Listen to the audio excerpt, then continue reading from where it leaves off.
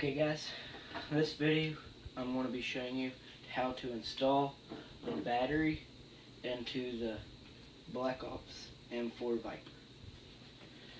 First, you want to take the bottom part out. Don't take the top out. You can, but it makes it a whole lot harder. Stick all your stuff down in there. Get your battery. Plug it in. I always go with the long side first. Stick the long side in there. Make sure the wires aren't in the way.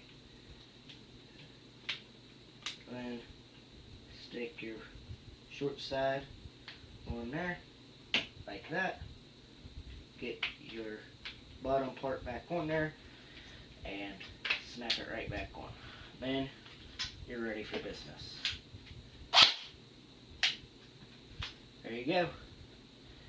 Thank you.